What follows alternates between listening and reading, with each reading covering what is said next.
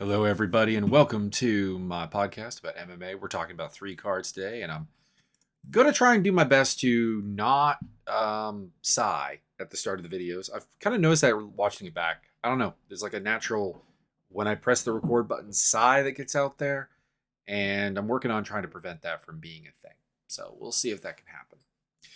We have 3 cards this week: Bellator 278, 279, and a UFC fight card headlined by Amanda Lemos and Jessica Andrade in her return to the strawweight division. I think this is her return to the strawweight division anyways. I might be slightly mistaken on that. No, it is. It is. Because the Cynthia Calvillo one was at flyweight. So this is her return. And it is an exciting return. I mean, she's a former champion in the division. She's a dominant force, tremendous physicality. But let's start with the Bellator card that is happening tomorrow. And that is Bellator 278, headlined by a women's flyweight title fight. So, Day of the Women. In fact, actually, all 3 of these cards are headlined by the ladies' fights. So that's interesting. Juliana Velazquez versus Liz Carmouche.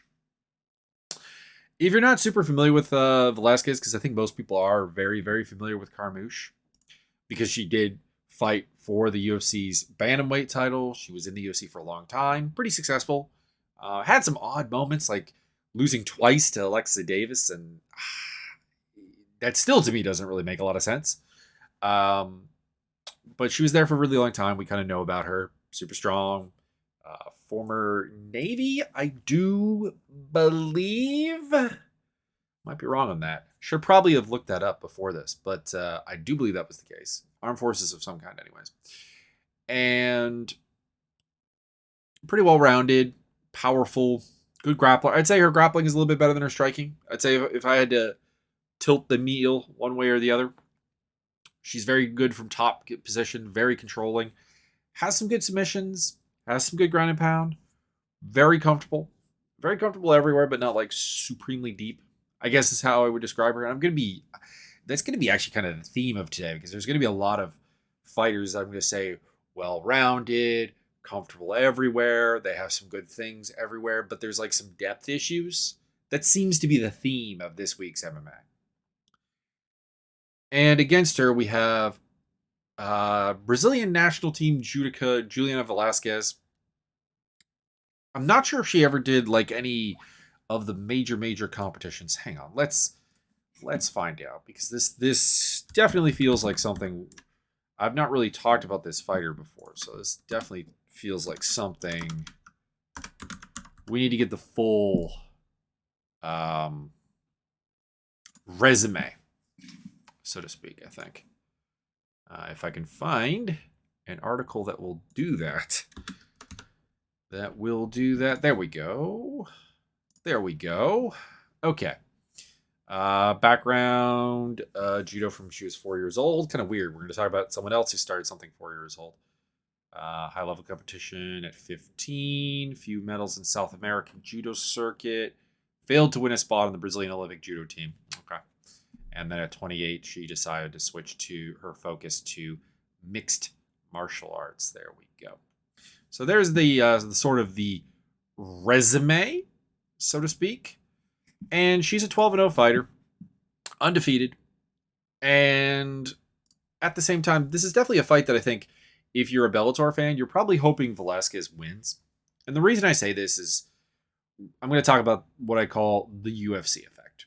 And that is every time a fighter leaves the UFC, there is a solidly large chunk of the fan base that assumes that fighter is no longer any good.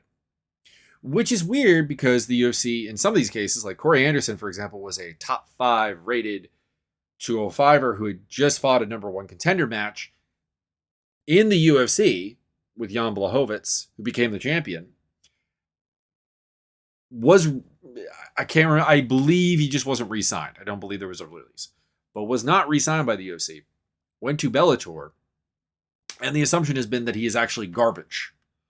Now, I'm not on the Corey Anderson is the greatest 205er in the world right now bandwagon that he's trying to get going after his fight with Vadim Nemkov, because that's not true. I think you could actually put him there. I think 205 is a division right now that actually doesn't have a best fighter, because in the UFC you have Glover Teixeira as the champion. We've been shown Glover's shortcomings a couple of times, so it's hard to put him like unanimously at the top of the pile. And then in Bellator, you have Corey Anderson, who's had some losses as well. It's hard to put him at the top of the pile. You also have Vadim Nemkov, who just kind of got manhandled by Corey Anderson, so it's hard to put him at the top of the pile. And there's not really a lot happening out like KSW or out in Asia at the moment. But it's a division that probably just doesn't really have a consensus number one guy. But enough of like the Corey Anderson story. This happens with like almost all. And Carmouche is a former UFC fighter. And despite the fact that the ages are not super, super different, Carmouche is 38, Velazquez is 35. So neither of them are like tremendously long-term building blocks for Bellator. But Velazquez winning would allow them to say, okay, this UFC, I'm doing air quotes, which you'll see in the YouTube video, but not on the podcast, reject isn't instantly coming in and dominating our division. So there is that. But the question is, so I want Velazquez to win because I want to avoid that whole circus. But do I think she's going to win? That's the big question, because a lot of Velazquez is a really weird fighter in the sense that I know I use that a little bit too much, but she's weird in a way that is a little bit confusing in that sense that a lot of fighters look good on a highlight reel. They have moments in fights, pretty much all of their fights, where they really look like they know what they're doing, where something looks really crisp, really, really, really strong. And what usually happens is that breaks down over the course of the fight. You start to see the flaws in the form. You start to see the shallowness in the technique. You start to see the repetitiveness going on. Velazquez is like the flip side of the coin, where there is no moment I could show you that conveys how she's a good fighter. Because the form doesn't look amazing when she strikes really at any point. But she has a depth that prevents her from being super predictable. She has an innate timing and counter ability and ability to sense range. That means that even while she's looking quote unquote sloppy, she's being very, very effective. It's a bit weird. Yet I wouldn't consider her like a Chris Lieben-esque brawler, because Chris Lieben's thing was I'm super tough and I'm super powerful. And I don't really think that's necessarily the game with Velazquez. She is tough. She takes some pretty reasonable shots and just shakes them off. So there's definitely a chin going on there. And I think she is probably a lot more powerful than we realize, because against, particularly you can think of the Christina Williams and the Denise Kielholtz fights, both of which are girls that are supposed to be better strikers than her. She was messing their faces up. And now the thing is, I never like to use the face mess up as like a argument for winning a fight or whatever. Like, I'm not a look at their face kind of guy, because sometimes that's just genetics. I've always used the example of BJ Penn, where I very much believe that you could take a baseball bat to BJ Penn and get very little cosmetic damage. Like his face was just remarkably good at like avoiding anything in that regard. And that could be Velazquez. And it could be that Kielholtz and Williams mark up easily. Possible. But I've seen them in other fights where that doesn't appear to be the case. So it does seem like she hits probably harder than it immediately seems like she hits. So that's pretty impressive. Pretty interesting. Let's keep rolling. Let's keep moving here. And that's the interesting thing, because Carmouche is not super deep. So like the longer this fight goes on, like does it start to go very much in Velazquez's favor on the feet? Because she's also a bit of an oddity in the sense that she's a takedown artist. This would be judo, wrestling, that kind of thing. And they usually adapt pretty well to forward pressure striking, because it allows them to pick and choose their takedowns. it kind of services their existing skill set. She doesn't do that. She's very comfortable moving backwards, very comfortable giving away the initiative, very comfortable playing a counter game. It's very interesting. Her development is, I don't want to say one of a kind because there's probably someone else out there who has something very, very similar and they're just slipping their mind right now. But very anti-prototype, very path less traveled. And that's, to me, absolutely fascinating. The thing is that she really kind of dummied Alimile McFarland, who has trained with Liz Carmouche. I don't know if they still train together, but I'm pretty sure that they're still a Team Hurricane Awesome working together. So you would think that there would be that deeper insight that like this camp has had a chance to crack Velazquez and maybe they can implement something better here, because I've never been the biggest believer in Alimile McFarland. We're going to talk about her later because she's fighting this week as well. And I'll get more into detail about what I like about her game and what I don't like about her game. It's not even that I don't like about her game. I just think that there are gaps there that, like, when she was making her rise and Bellator fans were trying to big up her as, like, a legitimate top flyweight in the world in women's MMA, was just wrong. That's basically it. I mean, it's one of those things where, like, a fighter is not universally overrated, but like when you're talking to someone, it depends on their rating. Is like the Chimaev thing, where it's like people like, oh, Chimaev got exposed by Burns. I'm like, depending on who you're talking to, the answer is yes. Like, a lot of people think that that's a ridiculous statement that you would beat Gilbert Burns and be exposed. But when you're talking to the Khamzat army, or the Hamzat army, I should say, there were people who were talking about him as like a generational, beyond GSP, beyond Khabib Nurmagomedov talent. And I think the Burns fight showed that that's probably not the case. Like, he's still developing, but that's probably not the case. And, you know, with McFarland, it was like, there were people who legitimately wanted to see her fight Valentina Shevchenko, and it's just like, no. And that's not an anti-Bellator statement. That's a Shevchenko is up here going off the screen if you're watching on YouTube. If you're listening to the podcast, my hand is like as far above my head as it can go. And then the rest of the vision is like around my eyebrows. Like that includes the UFC. Like, that's just, we were talking about how there's like not one number 1 205er. Flyweight is an opposite story. There is the queen of flyweight, and God, is she above everybody else.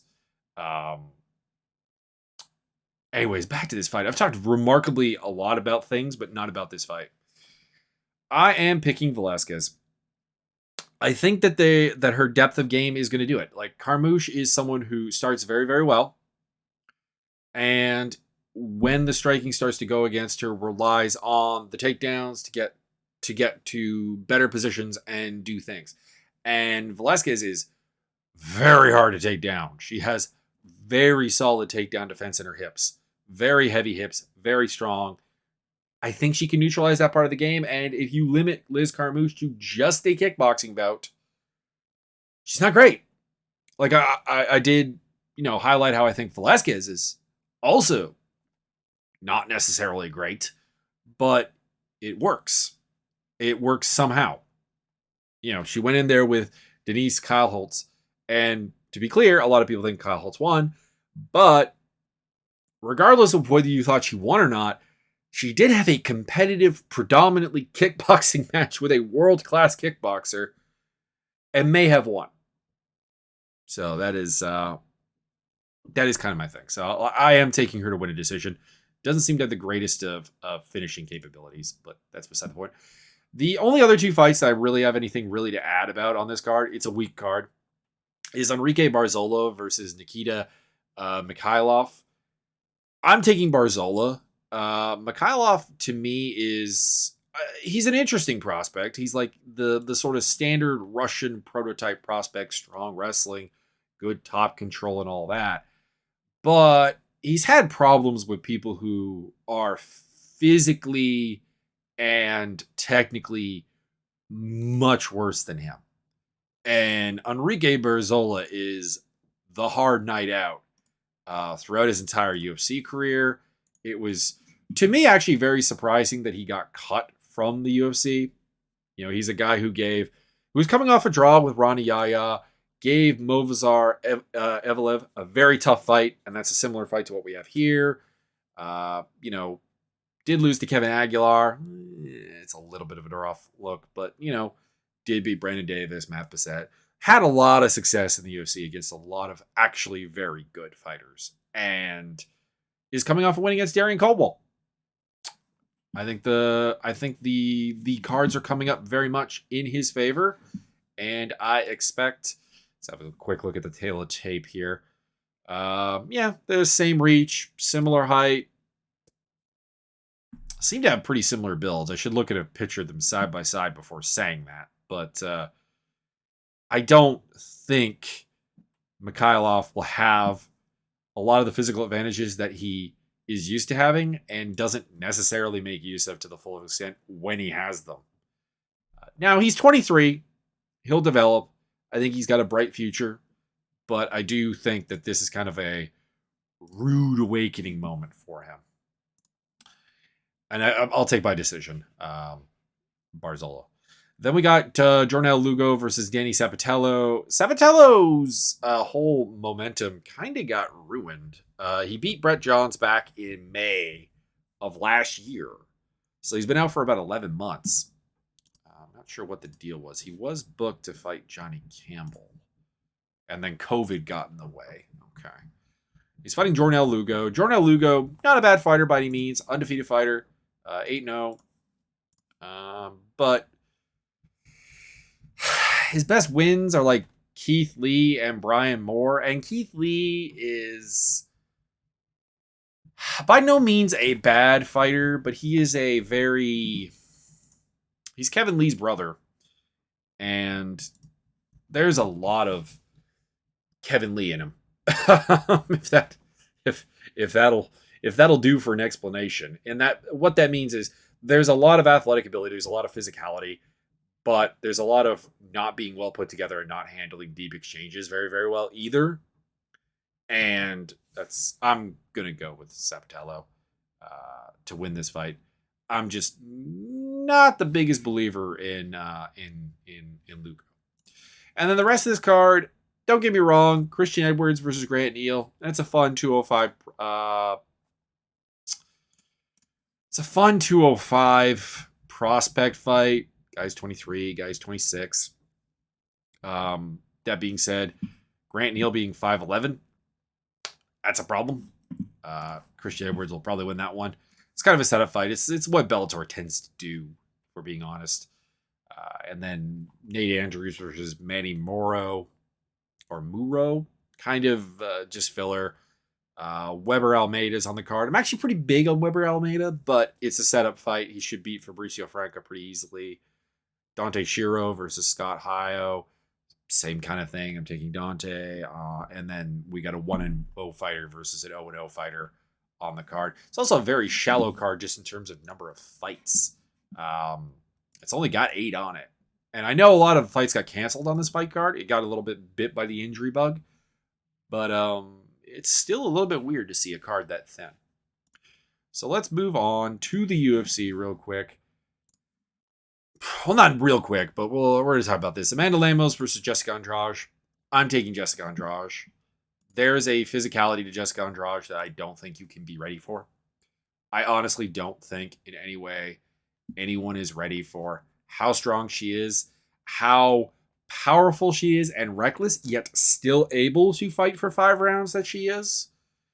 She is pretty unique in that regard, at least in the division. And Lemos had a lot of hard times with Angela Hill, and Andrade can replicate a lot of what Angela Hill was doing. And better, because she's more powerful, because Hill's big problem is that she doesn't hurt anybody when she's hitting you. Andrade doesn't have that problem. She's going to hurt. I don't see Lemos being able to force a grappling game on her. I don't see Lemos being able to strike with her that well. What are the odds on this fight? I'm actually kind of curious. The odds on this fight, only minus 175 on Jessica Andrade. There is some value there. But Yeah, I like Amanda Lemos. I think I said Jessica Lemos earlier. I like Amanda Lemos. Let's clarify the name. I do. I think and if she wasn't 34 years old, I probably would have a lot of faith that she could develop into something. But I think she's more or less a final product, and that final product is a little bit too low output, a little bit too reliant on physicality, particularly for this matchup, and that's why I'm kind of dismissive of her chances here. She does have a 3-inch height and reach advantage, but I mean, Andrade is not exactly unused to fighting people taller than her, because that's basically been her whole career. Like, this is a girl that fought successfully at 135. Yeah. Clay Guida versus Claudio Puellas. Would you believe in 2022 we'd be talking about Clay Guida co-maining a card, and also thinking that he may actually have the chance to win? And the odds makers are with me, because this is the closest fight of the night, -110, -115. I do like Claudio Puellas. He looked really good against Chris Gruttmacher recently. He beat Jordan Leavitt, which is a win that is aging and probably increasingly well, to be honest. And aside from a loss in his debut to Marc Team Bravo, he's been very, very good. He's been doing his thing. That being said, I kind of wonder if he really has what traditionally gives Clay Guida problems. Because as old as Clay Guida is getting, the weird thing is, I don't think he's fundamentally changed as a fighter. I think he's still somehow ridiculously durable. He's still somehow able to push a ridiculous pace on people. And given that Puellas' kind of MO is to break people with pace, does that work? Like, I'm not going to be at all surprised if Puellas wins this fight. I'm not. There are so many defensive holes in Guida's game that have always been there and are only getting worse as he gets older. And he's also a fighter that probably fits into the category of will dive bomb off a cliff in terms of form. And it won't necessarily even really have like signs that it's coming. It'll just be, well, I was good and now I'm not. And all of those reasons, Puellas definitely can win, but I don't think people generally beat Guida the way that Puellas wants to beat Guida. And that's why, as weird as this is, I'm going to go with Clay Guida, a 40-year-old lightweight in 2022. Sue me. Macy Barber versus Montana De La Rosa. This is a very, very different matchup in terms of there's not a lot of similarities here. Don't get me wrong. Like at their core, both of these fighters have a similar style in the sense that they're well-rounded without necessarily a dominant skill set. They both like to box, but they are probably actually moderately better as grapplers than they are as strikers. But Barber has all the physical talent, all of it. All the physical talent you could want. Like the hype around her that her and her father and so on exude, the youngest champion ever stuff and whatever. Like, it is not without warrant.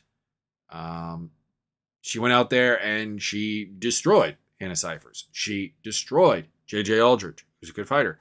She destroyed Jillian Robertson, who was a good fighter, in her run up to eventually losing to Roxanne Modafferi and then Alexa Grasso, which showed up some highlights of the problems. Although, I mean, Modafferi one has that asterisk of the knee injury, but I think at the same time, realistically, it wasn't the knee injury that opened the door for Roxy to do what she was going to do.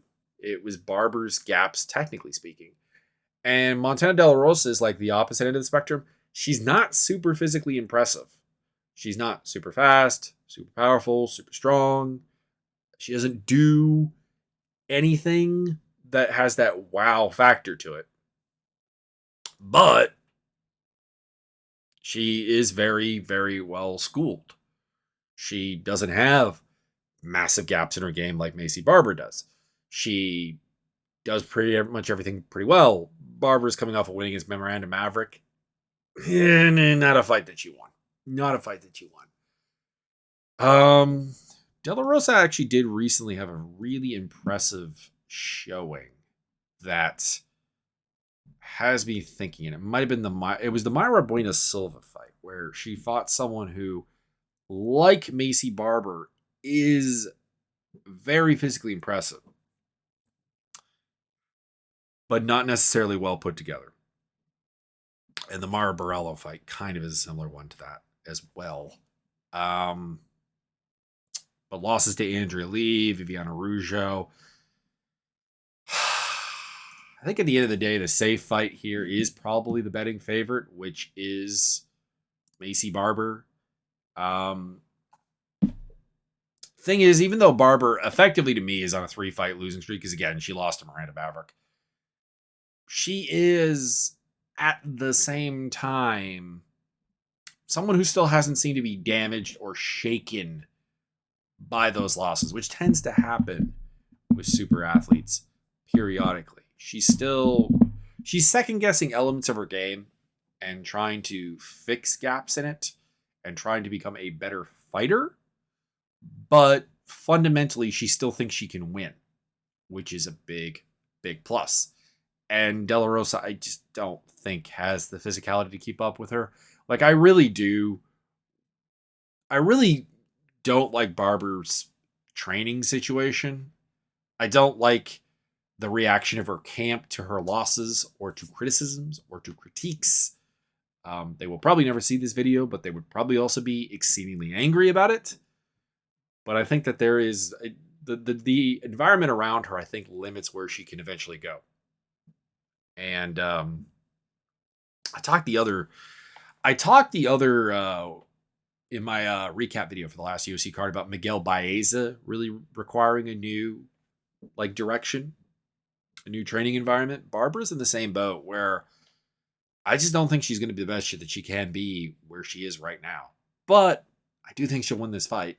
I do think it'll be by decision because I think De La Rosa is super tough. Has De La Rosa ever been finished? She has 6 losses, so there's a good chance that she has. No, decision to Rougeau, decision to Lee, decision to Nico Montana. Okay, there we go.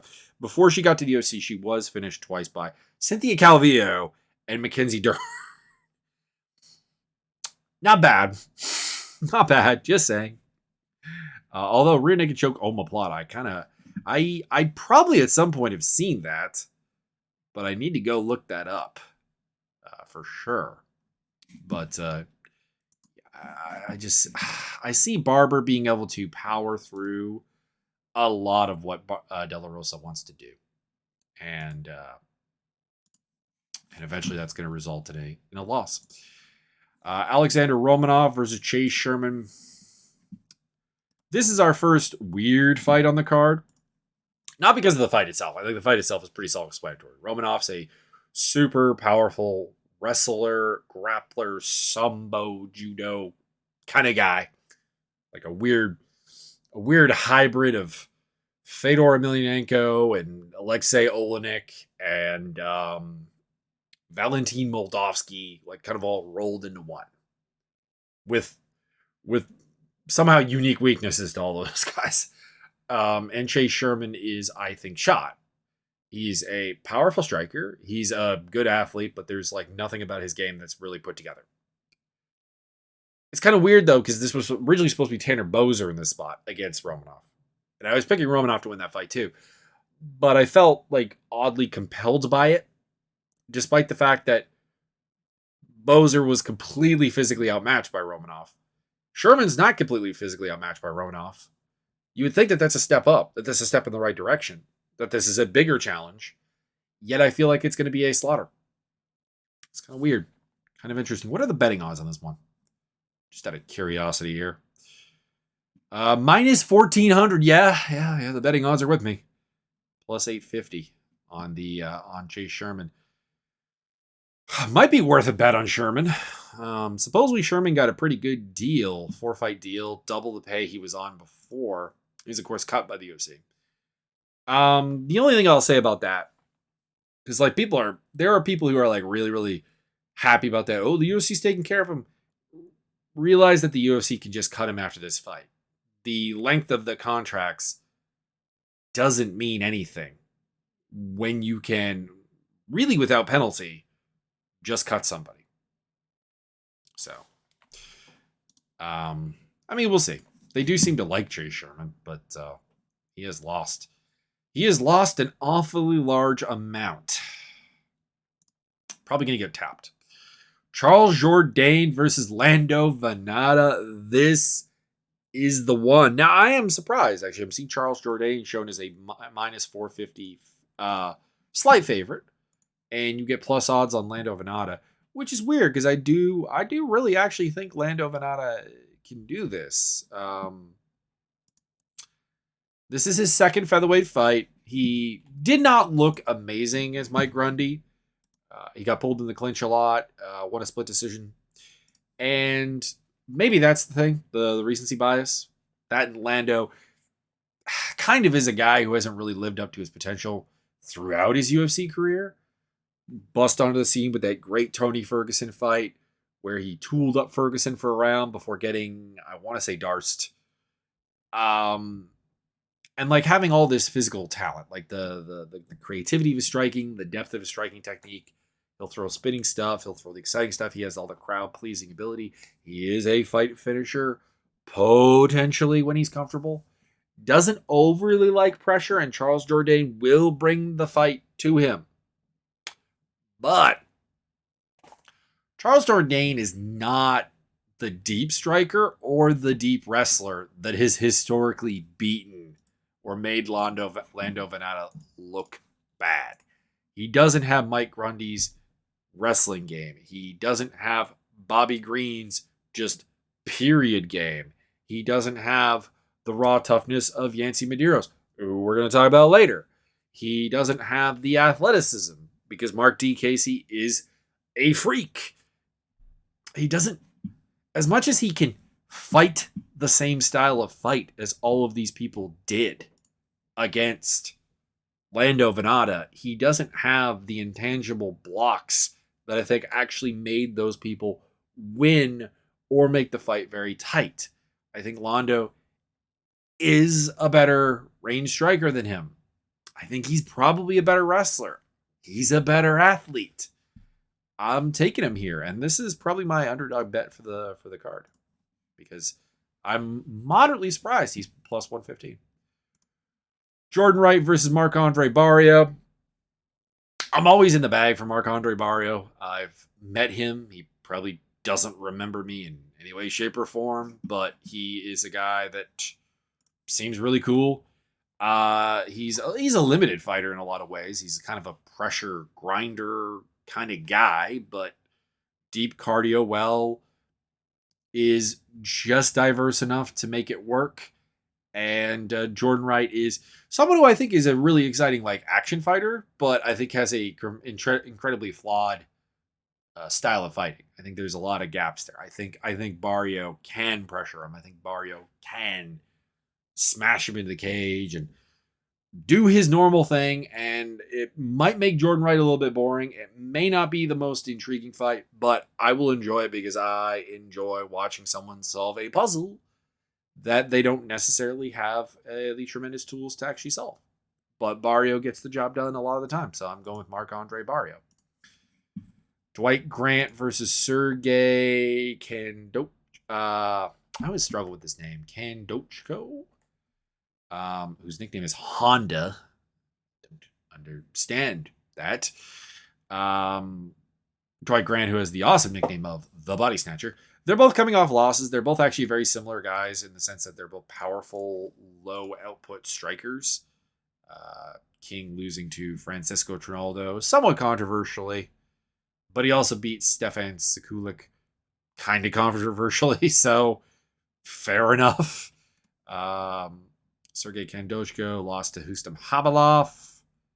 That was in 2019. My lord, I didn't realize he's been out for this long. I also didn't realize Habalov was up at welterweight. Interesting. Yeah, he got injured and then he tested positive for COVID. So fights with Nicholas Dalby and David Zawada got canceled. Long layoff.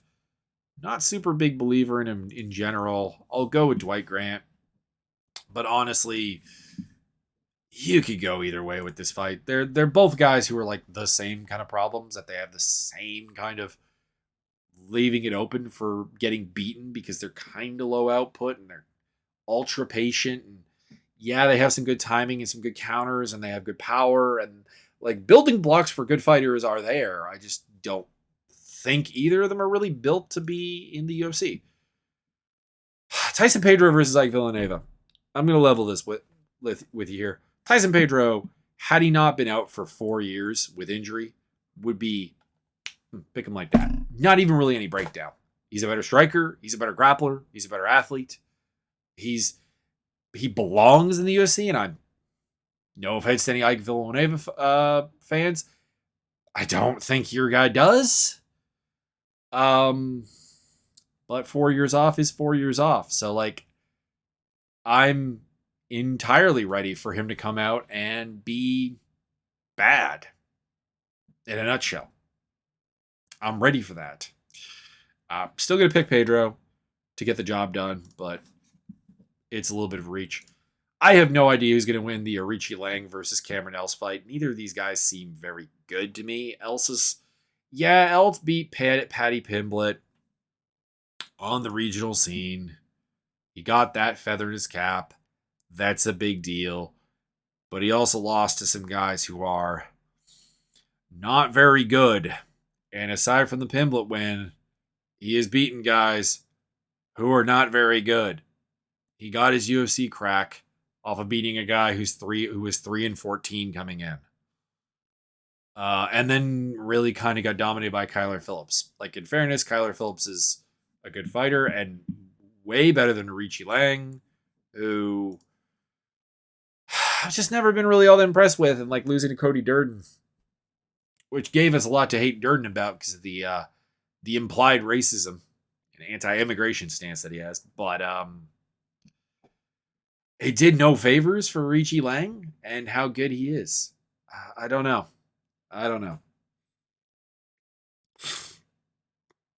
I was tempted not to pick this fight, not to pick the Pedro fight. Pedro's case, it's just he's been gone so long, like I said. But in this case, they're just not good. I'll go with Cameron Else because I mean, at least he's got that career highlight, and he beat Pimblett in a way that kind of means something. I don't know. Marcin Prachnio versus Philip Lins.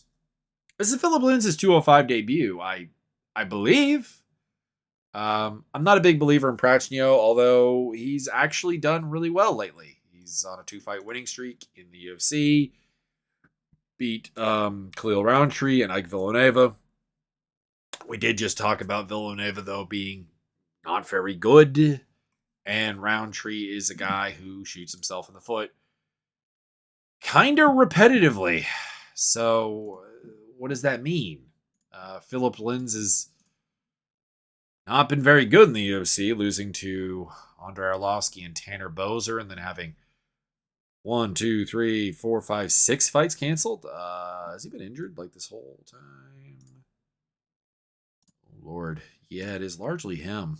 Minus the fight with Ovid St. Preux. St. Preux fell out of that one. I don't know. He's cutting down a new weight class. Hasn't fought since 2020. And I don't know. I guess I'll go with Prachnio just on the fact that Linz's level of like falling apart fights and like apparently injuries galore has me worried. And he's also changing weight class. So I'll go with Prachnio, but Prachnio's a glass cannon and I could totally see him just getting absolutely stomped.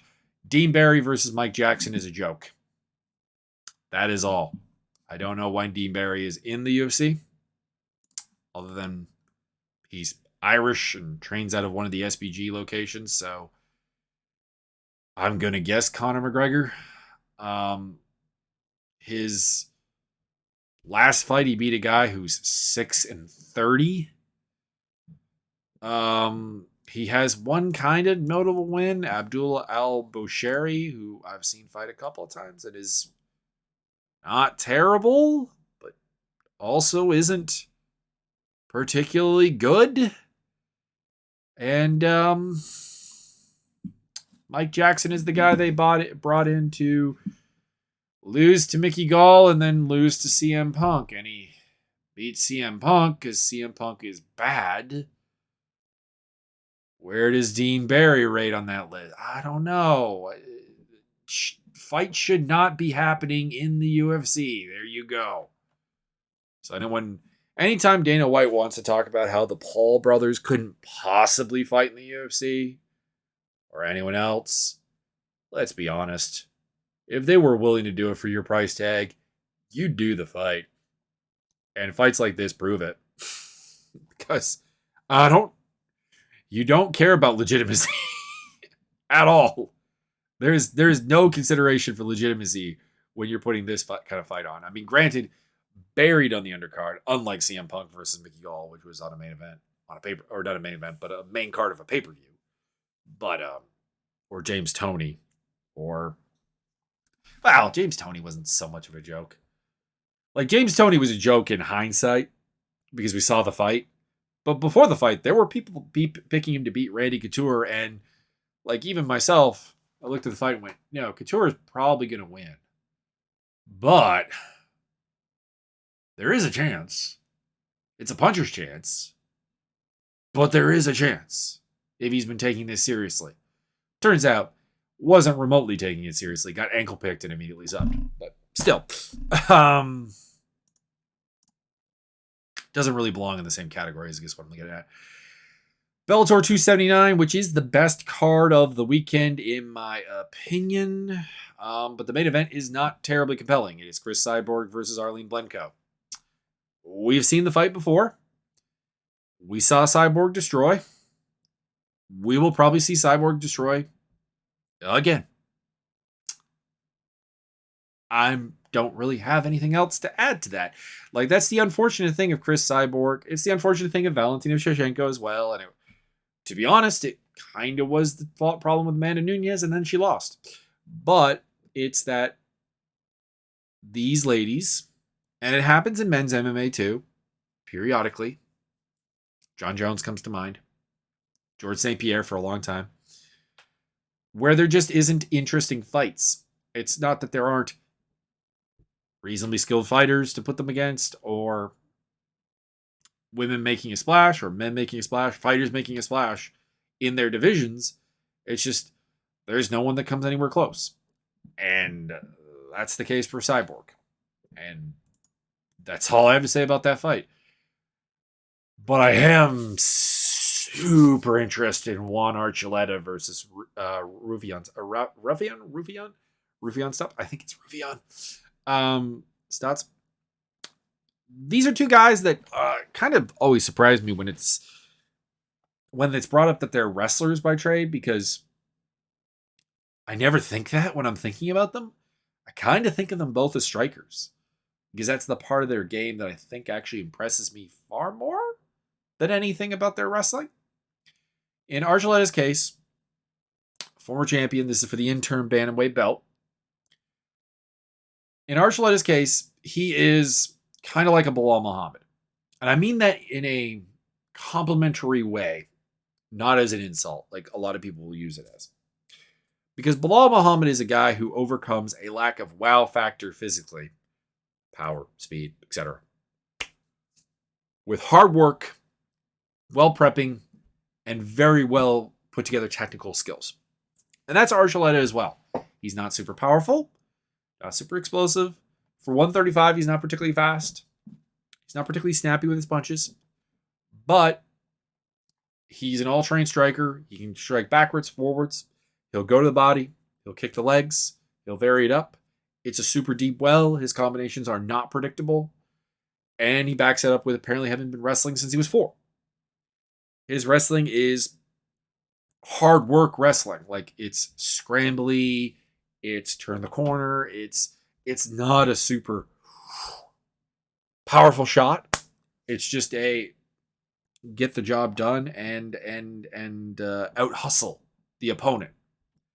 Doesn't have necessarily the most venomous attack game on the ground, which means, unlike Bilal Muhammad. Now, the one legit criticism I have of Muhammad, that I've heard of Muhammad anyways, is it never seems like he's trying to finish, which is fair.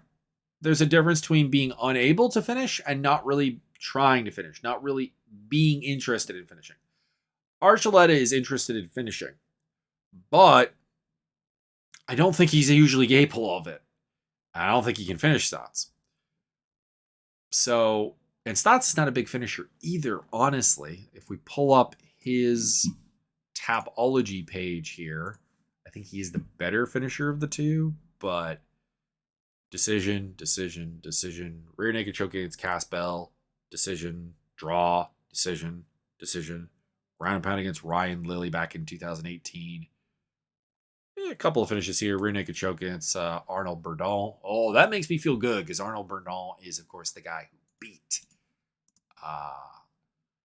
Rachel Ostovich, if I recall correctly. If that's the right guy.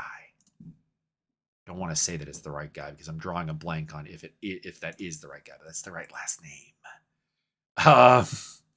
So that makes me feel good. Decision against Rob Emerson, Jeff Curran. Finishes guys who are not particularly good, although Caspel was undefeated at the time, but hasn't won since.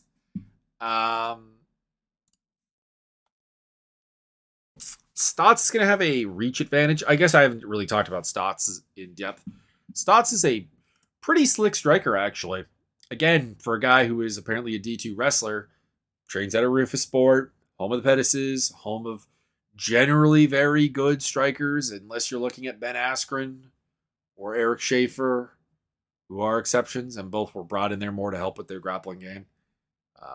Tyron Woodley, to a certain degree, always was a bit of a weird striker in the sense that it was very effective, but it was very effective because he was very fast and very explosive. And once that faded, we have a guy who loses to Jake Paul in a boxing match twice. He's very slick. He's very good at what I like to call not over countering. Because a lot of counter fighters will be like, "Oh, there's a gap. I gotta plug it. I'm throwing punches on the video. I gotta plug it because this is my chance." Stotts doesn't do that. Stotts is a little more selective with his counter punching. He doesn't feel the chemical need, the pathological need to cancel everything, to counter everything, and that keeps his counters actually pretty surprising when he throws them because you don't get into a flow of him countering everything. He's a good wrestler, like we said. He's got a good back take game. Actually, a very excellent back take game. I'm a very big fan of his, actually. I'm surprised he doesn't finish more because I think he does have the athletic ability to do that. Now, is this his first 5-round fight? Just having a quick look here. His Magomedov fight was not. Josh Hill was 3-5s. 3-5s. Yes, it doesn't look like it. So that's the one question mark is Archuleta is a fighter who is very much built for 5-round fights because he does have the body work. He does have the good cardio. He does have a good chin. He does have an ability to adapt and become better as the fight goes on. If you want a great example of that, go watch his fight with Patchy Mix, where he loses the first 2 rounds very convincingly, I might add, and then takes the fight over in the 3rd round and the 4th round and the 5th round. There's also some questions there, like he was willing to shoot, particularly in the 4th round and even the 5th round, on Nix, despite being out-grappled repetitively by him. So, like, there is that concern that he's a fighter that will keep going into the danger zone. By the way, we're going to talk about Patchy Mix in a bit. He's the next fight. And that's also interesting. I'm going to go with Rufian Stops, I think, to be honest. I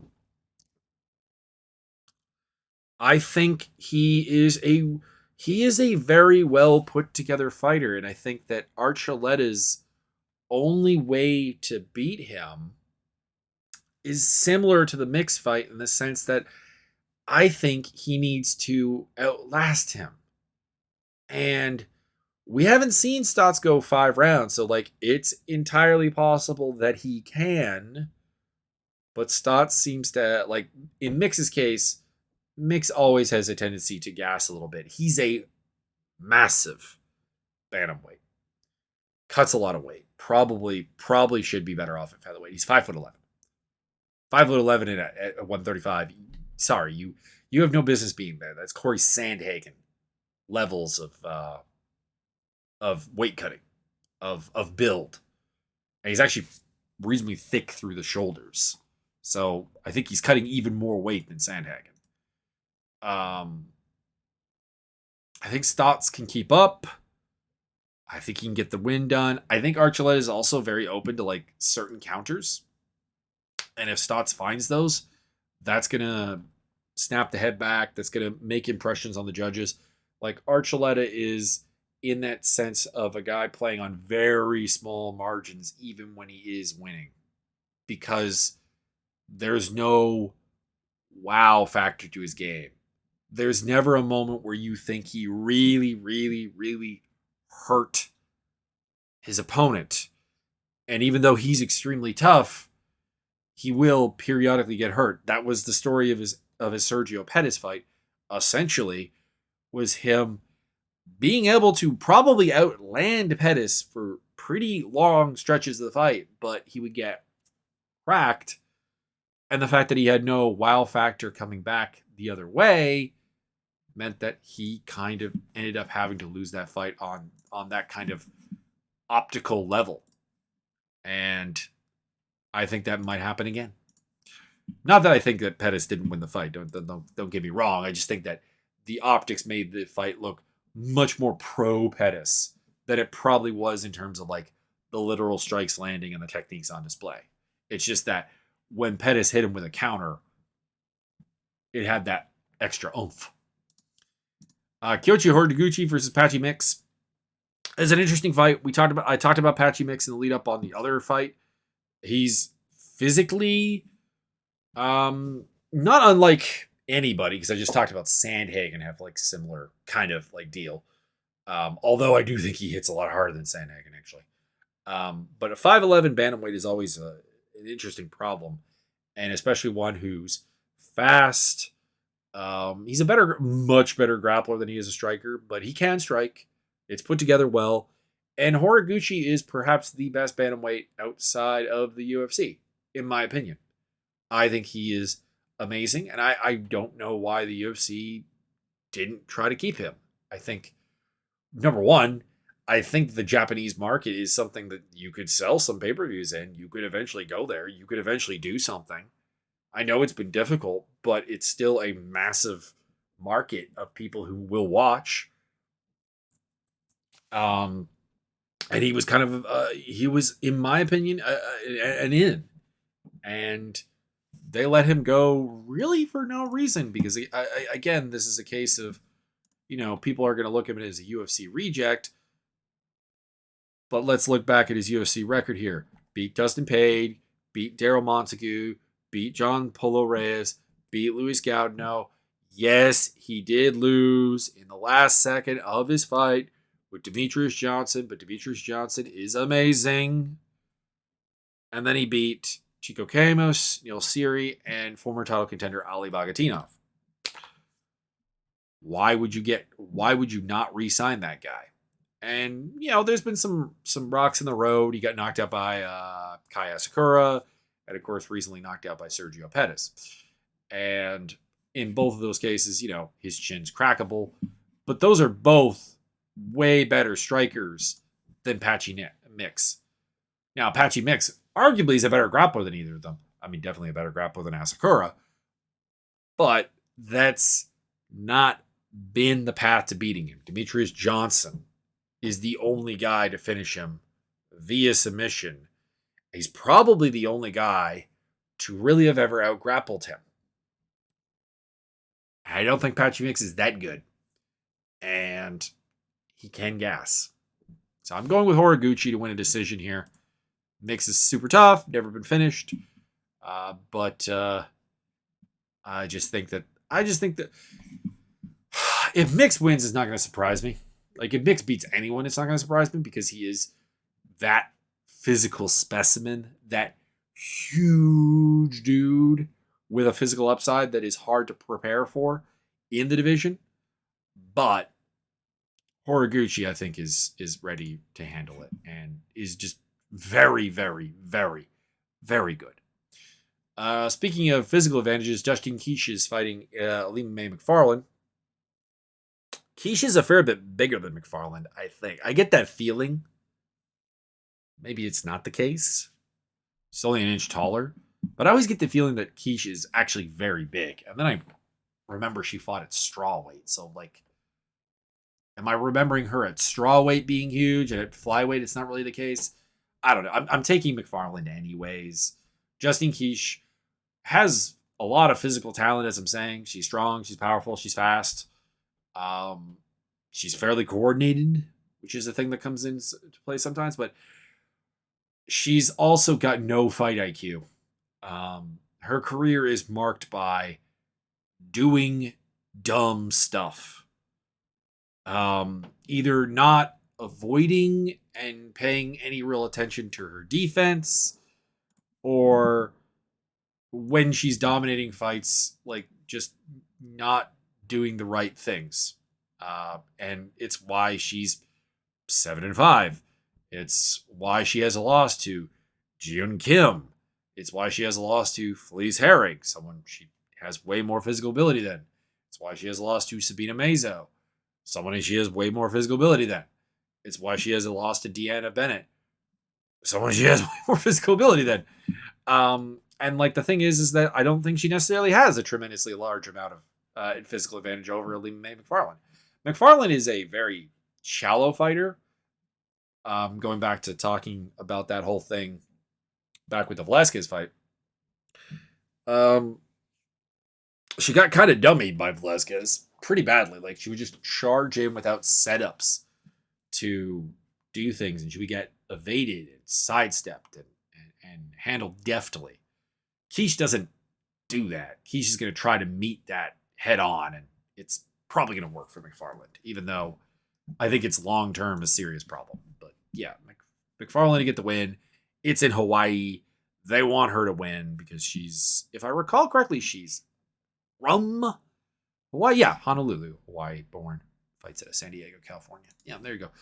Lance Gibson Jr., I'm just going to throw it out there because Lance Gibson Jr. is the son of legendary Lance Gibson Sr., Canadian MMA legend. He's going to win. He's being set up to win here against the 4-2 Nio Dong, the baby-faced assassin, which is an awesome name and awesome nickname.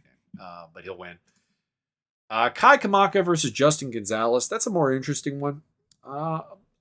Kamaka is another UFC reject that I think was good. Yeah, the majority draw with Danny Chavez was not great. Nor are the losses to TJ Brown and Jonathan Pierce. But he beat Tony Kelly. Has a couple of decent wins before then. I think he wins this fight. I think he's being... Again, he's a Hawaii native. This fight card is in Hawaii. This feels like a setup. Don't get me wrong. Justin Gonzalez is not a bad fighter. When your only loss is to Aaron Pico, it's not necessarily a problem. And he's got good wins over Taiwan Claxton and Jake Childers. Both are reasonably good fighters to build your bones against. Also defeated an undefeated Derek Brennan, who is 6-0. How is he now? Derek Brennan 6-2. Okay. So maybe that one just fell right off. But yeah. I feel pretty confident picking Kamaka. He's got good volume striking. He can take people down. He can scramble very well. He can kind of do everything. He's a little bit lacking physically for featherweight. This is at featherweight, isn't it? That's the one thing, is that he really probably needs to get down to bantamweight. But I think this is a setup for him to win. I think he's going to win. I'm also taking Godi Yamamuchi to beat Levon Choheli. Is that how it's said? Choheli? I'm not sure. I'm not super familiar with him. but he strikes me as a guy who, granted, is going to be a lot bigger because he's a legitimate featherweight or a welterweight, and this is a welterweight fight. Yamaguchi is not even a particularly large 155er, but Yamaguchi is a super sneaky guy. I think you have to be pretty good to beat him. I mean, granted, I'm saying this when he's got a loss to Dan Morit, who is not that great, but, you know, other than that, Michael Chandler, the super deep wrestling of Bubba Jenkins, granted it lost back to Will Martinez back in the day. So maybe I'm not making a great case here, but he's a really well-rounded guy, super sneaky. I think he's got what it takes to beat Chuck Kelly, who in his only real step up in competition lost to Kyle Crutchberg. So I think this is, he can get this done. Yancy Medeiros versus Emmanuel Sanchez. I would be really tempted to pick Emmanuel Sanchez if this fight wasn't off of Emmanuel Sanchez on a 3-fight losing skid. And a guy who does seem to be kind of being broken by those losses. He looks like he's second guessing himself. And while Yancy Medeiros is far from a particularly deep technical fighter, he will take advantage of any kind of indecision you have because he is very confident in himself. He's very confident that every loss he's ever taken is somehow a mistake. And it's also a lot bigger, I feel, because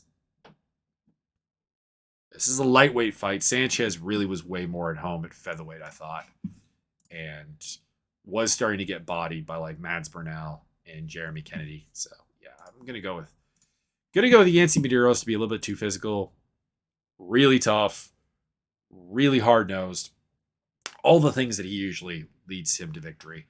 And I don't think Emmanuel Sanchez is feeling great about Emmanuel Sanchez. I'm also taking Keone Diggs to beat Bobby King in the last sort of particularly good fight we have here. Diggs is another Hawaiian guy trying to get him a win. Both of these guys are towards the end of their careers. King's, been around and he's done fine. He's also a fair bit bigger, I think. But I do think that's another setup fight. Randy Field versus Myra Miller. Can't really comment. Don't really know either of the fighters. They're combined 3-2 record. Janae Harding and Dinah Silva. I'm going with Silva to win that fight. Ryan De La Cruz versus Jordan Winsky. Go with Jordan Winsky. Actually, Jordan Winsky's not a bad fighter. Pretty reasonable. 155 fighter. Granted, lost to Brian Moore last time out and to Ryan Lilly, which are not great endorsements, but he does have wins over Terrion Ware and Andrew Natividad, who's a somewhat misleading one. Andre Ewell, also on his list. And I think he's got that one. And then in what is kind of a gross mismatch, 3-0, Samiko and Naba will fight Whitney Piles, who is 3-4, which is not great. So that's the cards for this week. I'm actually really, Bellator always has this problem where the bottom of their cards are really not good because they use it as a way to save money and they just kind of really fill it. The UFC is getting guilty of some of the same things with particularly some of the Dana White Contender Series fighters coming in that are just not UFC level. Like there are some guys getting spots on DWCS that I don't even understand how they're getting that chance. Forget getting into the UFC. But their cards are still a little bit deeper, even if the top is not that great. I hope you'll enjoy. Really, I would suggest giving Bellator 279 a shot. And if you haven't watched the Risen fight card from last weekend, I didn't talk about it in my recap video. Sorry about the typing. But Risen 35 happened on April 17th. And it was pretty good. You can check out Roberto D'Souza versus Johnny Case. That was fun. as was the atomweight title bout between Kana Asakura and Satomi Takano. That was also pretty fun. And the title, I think this was the title bout between Saika Izazawa versus Ayana Hamasaki. That was also very good. So like all we're checking out, and then like Spike Carlisle had like an amusing but terrible fight with Koji Takeda, which is also worth looking at because it was very Spike Carlisle, and they had a fighter named Richard Biggis on the card. So, if you need that little bit of incentive, go check it out. It was pretty good. Risen is incredibly inconsistent because if you get good, you tend to leave them. And that's why they're having to do the Bellator talent share program to fill out their cards and also send Kyoichi Horiguchi over the States where he may actually find decent competition. So, anyways, that's all finished up. Hope you enjoyed. Tune in next week when I recap these events and what's coming up next week in terms of stuff. There's another fight night. There's some PFL stuff that I might touch on. The problem with PFL is I often miss it. Rob Font versus Marlon Vera. Okay. Oh, God. Darren Elkins versus Tristan Connolly's on the main card. Ooh, I was just talking about the depth of cards, and oh, boy. I might have to rethink that. This is just an odd... You know what? It's an odd arrangement because there are some better fights below that. Like there's Mershart versus Yatko. That's meaningful. Grant Dawson versus Jared Gordon. That's meaningful and potentially fun. Andre Fili versus Joe Anderson Brito. That's fun. Why is that not higher on the card? I don't really understand. Don't really understand. And then in the PFL, is there anything really good? Is there anything that's really going to hook me?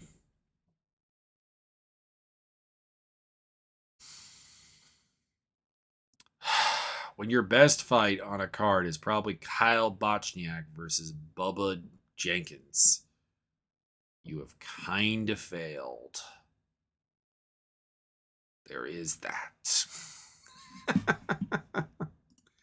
All right, so probably not going to really talk about that one, but we'll break down the UFC card that's coming up, and whatever else happens during the week. I might use that as a bit of an extended news program one. Also, if you got questions, leave them in the comment on the YouTube. Acast doesn't have comments enabled, so you can check out the Discord, which is linked on Acast. And that would be probably the way to get me, or on Twitter at @MeOfRed. So that'll round everything off.